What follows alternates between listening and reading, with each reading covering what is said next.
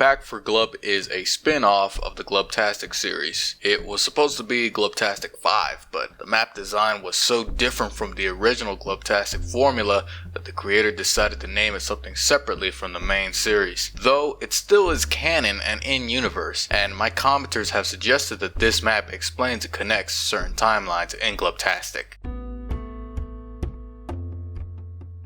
This loading screen probably has some sort of deep meaning that I'll never understand. Before I talk about the gameplay, let's just look at the visuals. They're on point. Of course, it's a Glubtastic map. It's never half-assed its visuals before. It's pretty, the cutscenes are there in high quality, and you know the effort is clear and noticeable. So the gameplay of Back 4 Blood is very similar to the old map called Helm's Deep. You survive and parts of the map unlock as you go, except Back 4 Blood isn't a survival map. Or well, it isn't like a timer map. It's a campaign map that follows the same formula as the COD zombie maps. Instead of a timer, it's wave based. Each special you take down earns you points, and each wave you complete gives even more points. As well as playing expert gives you a bonus too. There's also secret coins laying around that you could shoot that give you even more points. The points are used to open parts of the map and be used in the Sis-Face merchant shop. Look at these prices, as inflated as real life right now. The shop is pretty impressive. It has all the options you can get when it comes to Left 4 Dead 2, with some bonus items like the infinite chainsaw, the minigun, and the gnome. Sis merchant can gun you down if you try pull a RE4 and shoot him. I'm down! There's a lot of blood, but you're not missing anything. Damn! This is going to hell in a handbasket real fast. As well, if you get close to him, he could shove you. It's a nice detail, honestly, that the map creator didn't have to go through programming or even animating. In my opinion, the best buys here are, since we're playing on expert realism, is the Magnum and the shotgun comp. Since this mode is a war of attrition and you have to buy ammo every round if you want to refill, this causes you to use points all the time, which leads to my next point. The point system is pretty strict in this mode. A lot of times you won't have enough to buy the things that you need. Even with our expert bonus, I'd actually argue that this is a good thing. You have to make hard decisions with the little points you make. It's not like zombies where you could buy a point maker and train them and then you'll have a bunch of points. It's a good system, but you could exploit this by using the Magnum, buying the shotgun, and the Molotov, because that's literally the only things you need. You might have to buy a bottle jar once in a while and a gas can, but all those things are cheap. And then we look at the most expensive things in the shop, the gnome, the minigun, and the infinite chainsaw, which all sound good on paper, but really don't matter. Like, the only scenario I found that you could use the infinite chainsaw in that isn't better than the deagle, when the super smokers show up. Otherwise, the chargers and the tanks, you're just gonna die instantly with the freaking infinite chainsaw and that revving animation. And you don't really need the minigun to do much when you're camping in the sewers. The deagle takes care of most of all of that. So I just don't know what to really say about these big purchases. They seem like a waste, and I feel like there could have been much better upgrades, but that's besides the point.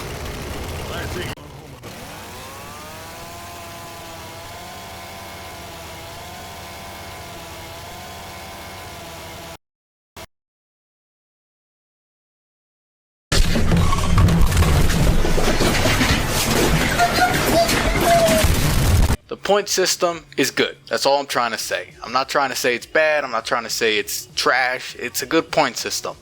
Every few waves, there's a special round. Either a tank round, a witch round, or a super smoker round that pulls you from an infinite range. There are rewards for the effort it takes to survive these rounds, or the trolls if you want to call them. So you get bonus points for surviving, which will let you get more stuff in the shop. Good old reward for hardship gameplay loop. Tried and true. It works here as well as it ever has. At first, I was pretty much against the idea of a smoker pulling you in places you can't see, or 50 chargers doing an instant charge, or a tank you can't outrun. Hell, even multiple tanks you can't outrun. Super tanks, more like super Despite that, if you pick the sewers and camp in there, most of the time it'll all work out. So all this is pretty much depending on the places you camp. If you camp in a wrong place, or if you try to play the map in any other way than using the sewers, it becomes damn near impossible. Similar to every other troll map, if you just use the maps design against it, you will succeed. And that's the thing about the round system. The difficulty spikes just don't make much sense to me. Normal rounds are very easy. Too easy, I'd say. Then the super round comes through and the map decides to kick your ass. The game goes until round 60. Every couple rounds, the Sys Merchant will give you a key for boxes that are laying around. Placing these boxes on the roof builds a helicopter. A callback to the first glubtastic. To get to the end of this map, it will take around 2 hours. At least that's how long it took for us. And that's not including the fact that you will probably fail because of the random difficulty spikes. It'll just take you from surprise and you'll lose. It's not something that'll take a few minutes similar to the other maps because of the checkpoint system. This checkpoint system isn't as generous as the other maps, because before, if you messed up a certain troll in the glubtastic map, the checkpoint almost be right there where the troll was. For this, you get a checkpoint every time you get a key, and from what I understand, you get a key after a super tank round, which is about every 15 rounds or so. But even with the checkpoints, that doesn't stop what happened to us when we play the map. Before we could play the map, very beginning, it would constantly kick us out because or just crash. Before anyone starts yapping about how your mods are destroying the maps, you gotta disable all your mods. I don't have that many mods. This has been a thing forever because I mainly play Left 4 Dead 2 custom maps on this YouTube channel. But hey, fine. I'll just type SV consistency 0 and disable most of my mods, or at least that's what people think. Towards the end of the campaign, after fought 4 super tanks, the game crashes.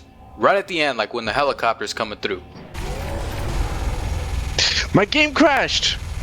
And you know what? I'm not replaying the entire map for that ending. I'm really not gonna do that. This is the last glubtastic video I'll ever make. Well, because there's no more maps to review.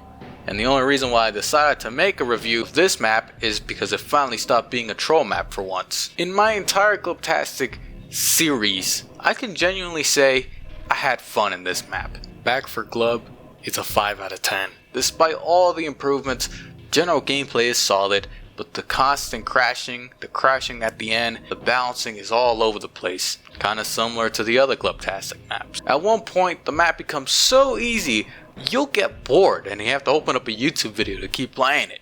Then the next, you'll lose because you made a simple mistake when juking tanks that are faster than you. That ending, when it crashed, it was just such a perfect way to end this series for me. It sums up everything that I think about the glubtastic maps. Fire in the hole! My game crashed! Wow. From what?